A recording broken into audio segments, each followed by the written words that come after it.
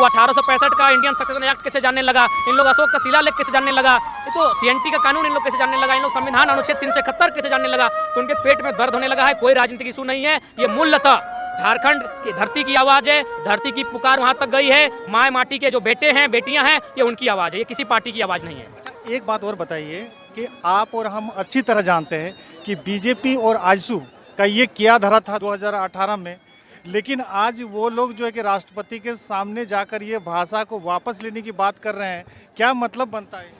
देखिए, पहली बात मुख्यतः बीजेपी की बात कीजिए, क्योंकि बीजेपी डोमिनेटिंग पार्टी थी, उनके पास सीटें अनठेकान थी, उनके सहयोगी दल में आजसू भी थी और जो हमारी क्षेत्रीय दल है। लेकिन बीजेपी मुख्यतः जनता की जो फोकस थी वो बीजेपी जो थी सत्ता में, निसंदेह वो प्रतिदिन झारखंड के हित के लिए काम कर रही थी। उन्होंने 6 विधायक भी खरीद लिए थे जेबीएम के 11 करोड़ में, जो सुनने में आया, जैसा हवा है मीडिया में, हम भी परफेक्ट नहीं कहेंगे। तो उनकी जो नीतियाँ थीं, जो नीतियाँ उनकी बनी थी, उन्हीं नीतियों को समाप्त करने के लिए हमने झारखंड मुक्ति मोर्चा बीजेपी और आजसू की सरकार को हटाकर उस सरकार को जो नीति बनाई थी, उसी नीति के विरोध में उस सरकार को, बीजेपी और आजसू की जो सरकार थी, उसे हटाकर हमने झारखंड मुक्ति मोर्चा को मौका इसीलिए नहीं दिया था कि उनसे जो भूल हुई है, उनसे जो गलतियां हैं, उन्हें आप सुधारिए। लेकिन अभी हम लोग जो देख रहे हैं सामान्यतः 8-10 बाहरी जो है कि क्षेत्र के विधायक हैं, बाकी सब हमारे मूलवासी के विधायक हैं। लेकिन ये बात तो कहीं सच आपको नहीं दिखाई दे रहा है कि एक बिहारी 100 पे भारी।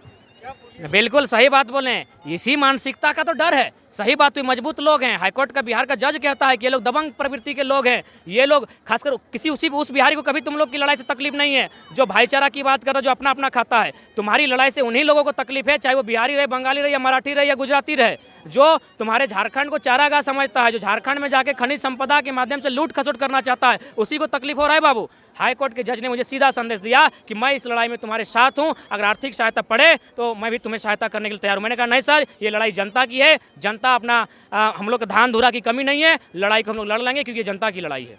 लेकिन एक बात बताइए, यहाँ के लोगों को ये समझ में नहीं आती कि जो बाहरी क्षेत्र के लोग या प्रवासी लोग यहाँ पे रहते हैं, उनको 2-2 स्थानीय नीति का लाभ मिल रहा है। एक तो सीधा बात है, हम लोग सभी जानते हैं कि एक नेता 2 जगह से चुनाव लड़ सकता है, ये भारतीय कानून में मान्यता है।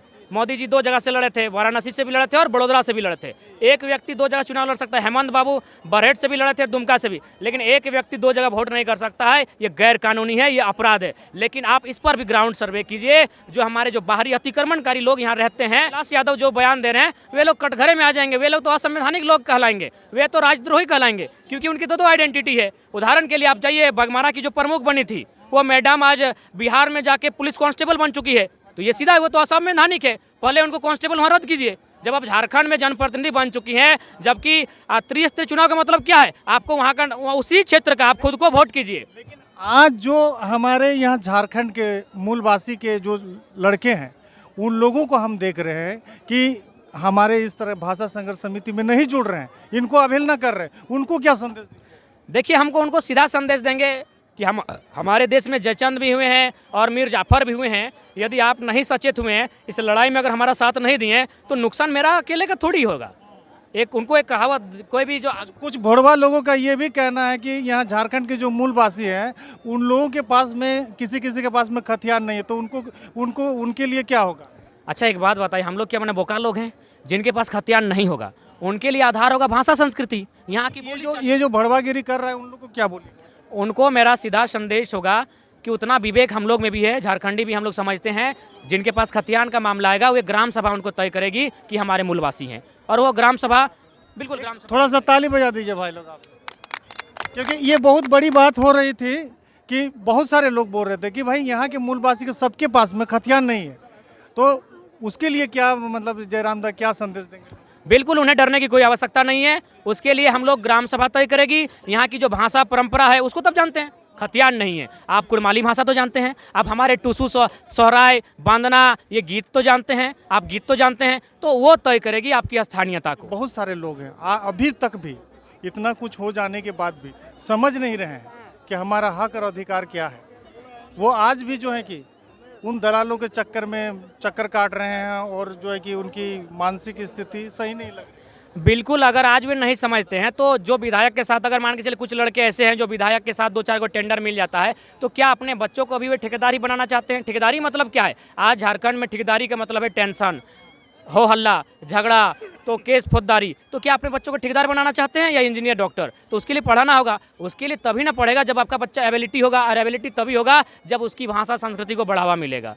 आप लोगों का ये कार्यक्रम और कब तक और कैसा रहेगा आगे, किस तरह विस्तार? ये कार्यक्रम हम लोग किसान आंदोलन से प्रेरित होकर, जब तक हमारी बातें मान नहीं ली जाएंगी तब तक ये आंदोलन रहेगा और सीधा संदेश होगा। अगर कुछ लोग ऐसे भी हैं जो कह रहे हैं कि हम लोग यहाँ के हैं, तो उन्हें सीधा संदेश होगा, आप पहले जाइए अपने राज्यों में, वहाँ की आइडेंटिटी को ख़त्म कीजिए। बोलिए कि हम यहाँ के नागरिक आज के बाद, सॉरी वहाँ मेरी पहचान नहीं रही, वहाँ मेरी डोमिसाइल नहीं रही, तब मानेंगे। ये कहीं ना कहीं अतिक्रमण हो रहा है। आपका महोदा का मामला है, फागू महतो स्कूल का मामला है। जो भाई है वह महोदा की आइडेंटिटी से नौकरी लेता है और बहन जमुई बिहार की आइडेंटिटी से नौकरी लेती है।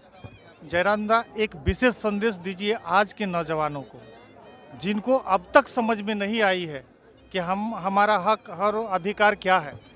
उन्हें सीधा विशेष संदेश यही होगा कि आप लोग पढ़ने लिखने के बाद हमारे 12 लाख प्रवासी हो चुके हैं, मजदूर देखे आपने 12 लाख प्रवासी मजदूर। तो आप भी अगर उस श्रेणी में नहीं आना चाहते हैं, आप उस श्रेणी में आने से बचना चाहते हैं, आप अपने गांव, अपने घर, अपने माताओं बहनों के बीच अगर रोजी रोजगार चाहते हैं, तो इस लड़ाई में आपको साथ देना होगा। ये लड़ाई आपके लिए है, ये लड़ाई हम सभी के लिए है। नहीं तो फिर आप भी उन 12 लाख प्रवासी मजदूरों की लिस्ट में होंगे और बड़ा दुख होगा कि परदेश गेली दादा भोली गेले ना रे। तो वही हाल होगा हमारे साथ। तो इसलिए हम यही चाहेंगे, लड़ाई को लड़े, हमारी लड़ाई संवैधानिक है। अच्छा एक बात, हमने कभी किसी डीसी का ऑफिस में जाकर धरना दिया, ए डीसी गो बैक तुम बाहरी हो?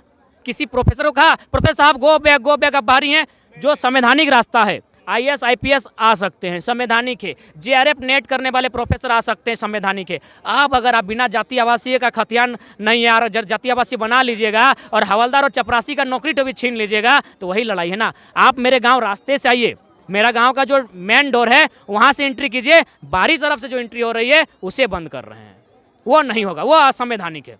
विधायक रहे, सांसद रहे, सब कोई भाषा संस्कृति के माध्यम से ही है। माँ को मैंने माँ कहा जब भाषा आई, बाप को मैंने बाप कहा जब भाषा आई। संस्कृति होती है, बिना संस्कृति के समाज से कोई बाहर नहीं होता है। आज पार्टी है, कल पार्टी नहीं रहेगी, समाज सदैव रहेगा। वे लोग भी जानते हैं कि मनुष्य एक सामाजिक प्राणी है, और मेरा जो झारखंड का समाज है वहाँ की भाषा संस्कृति उसके लिए मान्य है। उनके अंदर में भी आग है। वे जो लोग मजबूर थे, वे भी धीरे धीरे अपनी मजबूरी की बेड़ियों को तोड़ते हुए हमारे साथ आ रहे हैं। और जो लोग हमारे साथ आएंगे वो किसी पार्टी का रहे, जो माटी के लिए आएंगे उनका हम स्वागत करेंगे। सरकार को क्या करना चाहिए? सरकार को सीधा संदेश होगा, उन्हें तो केजरीवाल के तर्ज पर उन्हें समझना चाहिए। आप सरकार गिराइए, फिर से सरकार बनेगी, आपकी 30 नहीं 42 सीटें पूर्ण बहुमत। लेकिन सर जी, आपके बात से कहीं ना कहीं आजसू को आप बचाव कर रहे हैं, जो चाटोकारिता करते आया है बीजेपी का। बिल्कुल नहीं, आजसू को हम क्यों बचाएंगे? आजसू क्या मेरा घर चला देती है? आजसू जो है कि निर्मल महतो के शहीद का, शक्तिनाथ महतो के शहीद का, उनके जो विचार का हत्या कर रही है कि नहीं कर रही है, बताइए। देखिए, ये तो पार्टी की बात है। मैंने आजसू पार्टी का मैनिफेस्टो कभी पढ़ा नहीं। आप आजसू की बात क्यों करते हैं? आप कुछ दिन पहले 2019 में जाइए, अब विवाद को ही खत्म कर देते हैं। 2019 में मेरा एक वीडियो देखिएगा, हम गुरुजी शिबू सोरेन और मथुरा प्रसाद महतो के स्टेज से भाषण दे रहे हैं। हम गुरुजी और मथुरा बाबू के स्टेज से भाषण दे रहे हैं। इसका मतलब क्या था कि हम किसी पार्टी से नहीं जुड़े हैं, लेकिन चुनाव में एक बार जाते हैं और जिसको हमको अच्छा लगता है उसके लिए हम समर्थन करते हैं। यानी कुल मिलाकर ये जयराम दा थे, सिलफोर में इनका कार्यक्रम था भाषा संघर्ष समिति के माध्यम से, और साफ साफ संदेश जो दे रहे हैं। और इस संदेश में आप लोग अच्छे समझदार आदमी हैं और समझेंगे झारखंड के हक और अधिकार की लड़ाई आज जन जन तक पहुंचाने की बात हो रही है। और मैं तमाम लोगों से यही गुजारिश करना चाहूँगा कि ये जयराम जी की बात को माने और समझें कि हमारा हक और अधिकार क्या है। जय